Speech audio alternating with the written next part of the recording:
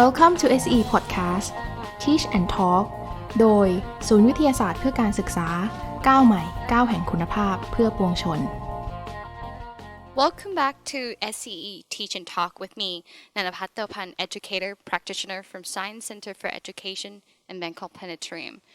Every week, you will be with us on the program Science at Home, serving science to your doorstep by Science Center for Education, where we will talk, share, and cover interesting, knowledgeable, and educational topics. And again, this week, we'll be back on more of medical science or a health science that is easier to relate to those of you. And this week, I'm bringing something very common, and most of you probably have experienced this before, but you just don't know what it is and why is it happening to you. Let's talk about how do you sleep. Sleep is a very common practice. We need it to rest before we start our day on the next day. Why we usually think of being asleep or awake as clearly defined and distinct, like sleep paralysis challenge these fixed boundaries. So a lot of you probably heard of the term sleep paralysis, or we call it PM in Thai, which has nothing to do with the paranormal situation, but rather the science of the health and how you sleep last night. So what is sleep paralysis?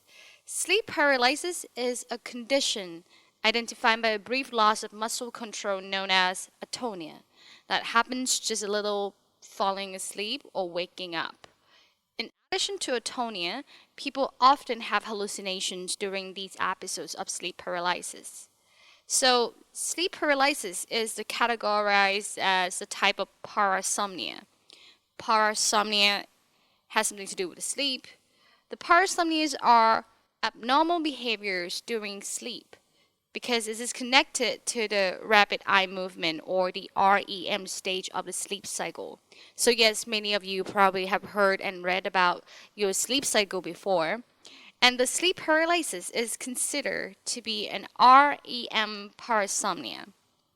So the standard REM sleep involves vivid dreaming as well as atonia, which helps prevent acting out dreams. However, under normal circumstances, the atonia ends up upon waking up so that the person never becomes conscious of this inability to move. So that sounds like a lot of science word in there. So let me put it in layman's term. So sleep paralysis consistent of two things. The first one is the rapid eye movement stage of the sleep cycle, or we call it the REM, when you have dreamed the most vivid dream. And during this stage, your body needs to be able to recognize that this is dreaming rather than actually acting out the dream. So you might remember the time where you falling asleep and having a dream that you falling out from a tall building, and then you realize it and your leg checked up and you just woke up in the middle of the night. Or some of you may have dreamt about crying really hard or being really sad and then ended up waking up during the middle of the night feeling the tears rolling out your cheeks. This is the glitch in your atonia state. The atonia state is when your body is basically relax all your muscle. So then you won't act out your dream. So basically if you have the atonia working, even though you're dreaming about bicycle or you're dreaming about swimming or singing or cooking, you won't actually do that act while you're sleeping.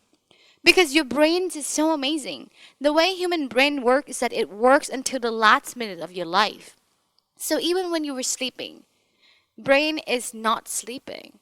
Therefore, you still have thoughts, you still can dream, and your brain doesn't know that you were actually sleeping. It's still working.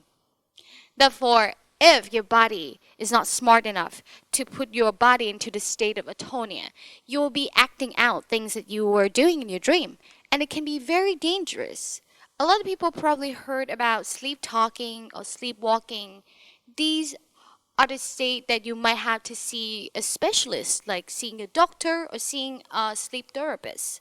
Because when you actually act out your dream, it can lead to some very dangerous situation. For example, we probably heard about news or someone that you know that they sleepwalk, that they actually walk downstairs or walk out of their house or go shopping in the middle of the night because they are actually dreaming that, and their body is having this glitch that not allow the atonia state to really fully working. Therefore, the atonia state is very, very important and also very helpful for our body to stay safe while we're dreaming. But this sleep paralysis happen when your body just couldn't check up the atonia state, or you wake up before your body wake up. So in layman's term, it's basically when you're sleeping, your body's also in the state of relaxing, like complete relaxation. And when you wake up or before you really fall asleep, that slumber, sleepy state, your body didn't catch up with your mind. And it just basically take a little more time before it can wake up, and then you can control your muscle again. There are many types of sleep paralysis. By many, I mean two. So what are those types? We can separate this sleep paralysis into two types. The first one is isolated sleep paralysis. Is when the episodes are not connected to an underlying diagnosis of narcolepsy, which is a neurosurgical disorder that prevents the brain from properly controlling wakefulness and often leads to sleep paralysis. So that is medical condition. The second one is the recurrent sleep paralysis. Involves multiple episodes over time. So in many cases, these two defining characteristics are combined to describe a condition of recurrent isolated sleep paralysis, or the IRSP, which involves ongoing instance of sleep paralysis in someone who does not have narcolepsy. What does sleep paralysis feel like? So, like I said in the beginning of the episode, a lot of you might probably already have experienced this, but a lot of us haven't as well. Me, myself, personally, never have sleep paralysis. So what it normally feels like to have sleep paralysis? The fundamental symptom of sleep paralysis is atonia, or the ability to move the body. Like I said, you are completely relaxed and you can't control your muscle. It occurs shortly after falling asleep or waking up and during an episode. A person feels awake and aware of this loss of muscle control. So basically, you're conscious or halfway there, and then you know that you can't move your body. An estimated 75% of sleep paralysis episodes involve hallucinations that are distinct from the typical dreams. As with atonia, these can occur when falling asleep or waking up. So falling asleep is called hypnagogic hallucinations, and waking up is hypnopompic hallucinations. We don't have to remember all the terms. You can just think about falling asleep or when is waking up. Hallucination during sleep paralysis fall into three categories. The first one is intruder hallucinations, which involve the perception of a dangerous person or presence in the room. So you feel like there is someone else, like an intruder in your room. Like it's not just you alone, and not just you and your friend or your loved one. There's someone else, and it's radiating this very dangerous, like someone is trying to do something bad to you. The second one is called chest pressure hallucinations, or also called incubus hallucinations, that can incite a feeling of suffocation. And these frequently occur along with the intruder hallucinations. So it's basically you feel like you can't breathe, you feel like somebody's choking you, or you feel like somebody's sitting on you, you feel like you can't really grasp a breath. So it's a lot of chest pressure around your body, mostly on your chest and around your neck. And these normally happen with the intruder hallucination. So these two hallucinations work hand in hand. You feel like there's someone in your room that's not supposed to be there. You feel they're present. You feel like there's some intruder inside your room. And then you feel like that person is choking you or sitting on your chest or trying to suffocate you. And the last type of hallucination is a pretty good one actually. It's called vestibular motor hallucinations or the VM hallucination, which include feelings of movement such as flying or the outer body sensation. So you feel like you're very light, you feel like you leave your metaphysics body and just leave out your body and then you can look back. So it's very almost like a zen, like also like a meditated state, basically. So the atonia is often distressing and troubling hallucinations can make sleep paralysis episodes more bothersome. And for this reason, around 90% of episodes are associated with fear, while only the minority have more pleasant or even blissful hallucinations, which is the last one. The perception of these episodes have been found to vary significantly based on a person's cultural context. So the word PM in Thai, it's the name of sleep paralysis. And of course, the name of it is strongly tied in and related to a superstition or paranormal activity, which is based on cultural experience or cultural context, which a study has been found that it's been found very significantly based on the cultural context. Episodes can last from a few seconds to around 20 minutes, and the average length is about 6 to 7 minutes. And in most cases, episodes can end on their own, but occasionally are interrupted by another person, touch, or voice, or by intense effort to move to overcome the dystonia. So, to those of you who doesn't sleep alone, and if you look stressed, maybe someone try to wake you up or try to help, nudging you or calling your name. But for those of you who sleep alone, you might have to find the effort to try to move your body. But like I said, normally these episodes will basically fix itself between 6 to 20 minutes, and most of the average length only lasts 6 to 7 minutes. So if this happened to you, just calm down and wait a little bit, and then you'll be able to move your body since your body is basically living the state of atonia. So how common is sleep paralysis? Estimates varies. The researchers believe that about 8% of people experience sleep paralysis at some point in their life. And among these people, there's a little data about how often episodes reoccur. But sleep paralysis can occur at any age. And first symptoms often show up in the childhood, adolescence, or young adult between age of 7 to 25. After starting in the teenage years, episodes may occur more frequently in the 20s and the 30s. So they can start out pretty early, and then pretty much you will normally, most of the case, you will experience less of the sleep paralysis when you pass your adolescence or your youngster years, your teenage years, and might occur again during your late 20s or early 30s. So what's the cause of sleep paralysis? The exact cause of sleep paralysis is unknown. Studies have examined data to see what is associated with the higher risk of sleep paralysis and found quite a mixed result. So we can't really say for sure what is the cause of it. Based on the researcher believed that multiple factors are involved in the provoking sleep paralysis.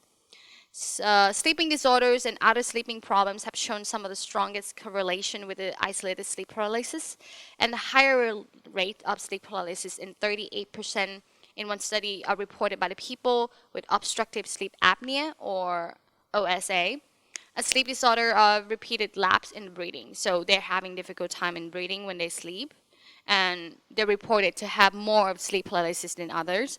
But there are also insomnia symptoms like having a hard time falling asleep or excessive daytime sleepiness have been found to be associated with the sleep paralysis as well. Some people who have circadian rhythm are not aligned with their local day-night cycle, such as people that with a jet lag or shift workers, or people with a higher risk of sleep paralysis, certain mental health conditions, or post-traumatic stress disorders or anxiety disorders. So basically, with people who have not a good routine of sleeping or not a good cycle or not having a really healthy rest, will normally report it to have a higher risk of sleep paralysis. So is this a serious problem? For most people, sleep paralysis is not a serious problem, and it is classified as a benign condition and usually does not happen frequently enough to cause significant health problems. However, an estimated 10% of people have more recurrent or bothersome episodes that make sleep paralysis especially distressing. And as a result, they may develop negative thoughts about going to bed, reducing time allotted for sleep, or provoking anxiety around bedtime that makes it harder to fall asleep and most likely to have more sleep paralysis. So, sleep deprivation can lead to excessive sleepiness and numerous other consequences to the person's overall health. So, even though it doesn't have a direct serious health concerns, but if it's developed some stress during the sleeping time, this can also directly affect the overall health of that person.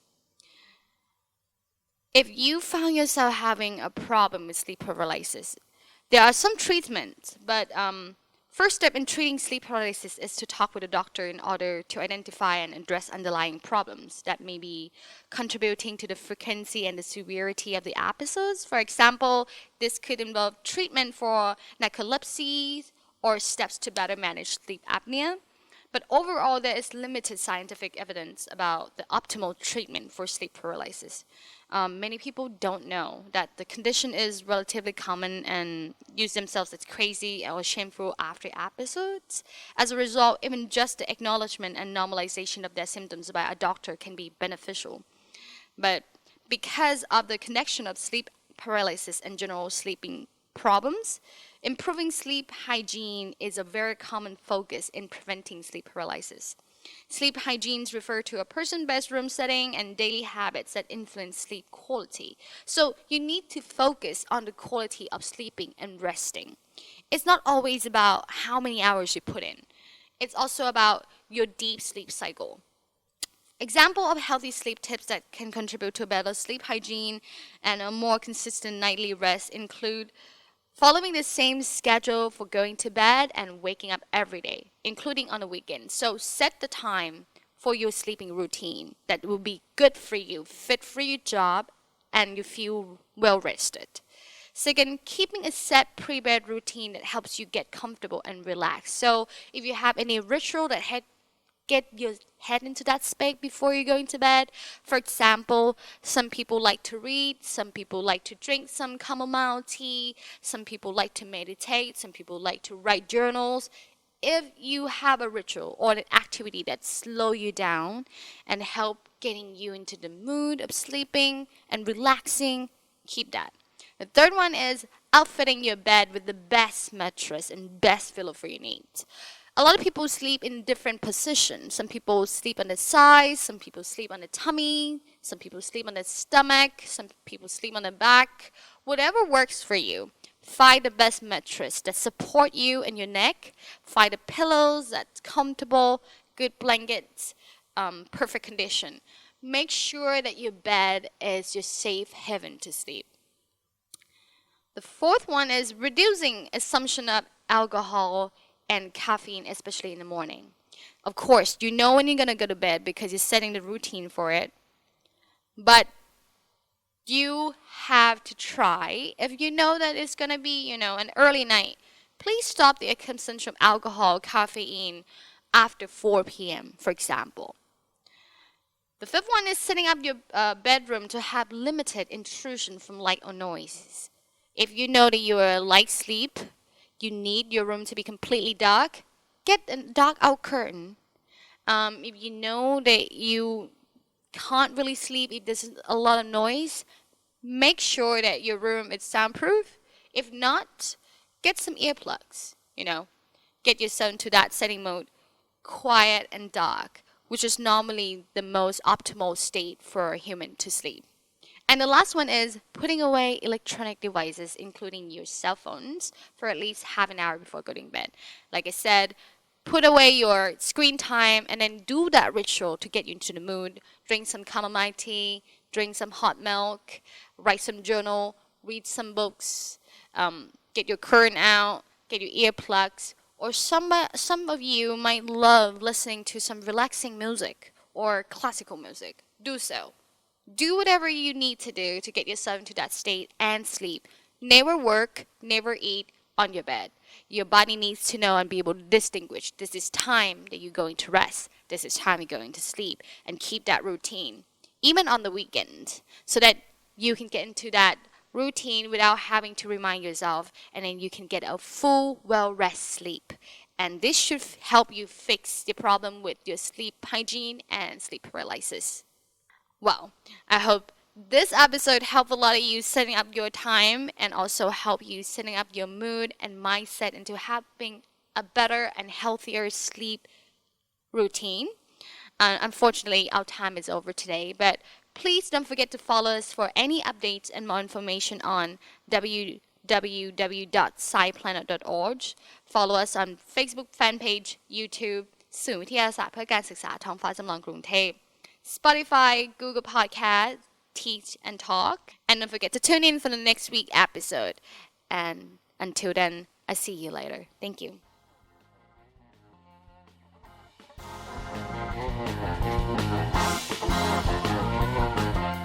Teach and Talk โดยศูนย์วิทยาศาสตร์เพื่อการศึกษาก้าวใหม่ก้าวแห่งคุณภาพเพื่อปวงชน SCE The Modern Co-Learning Center for Science and Ed-tech for All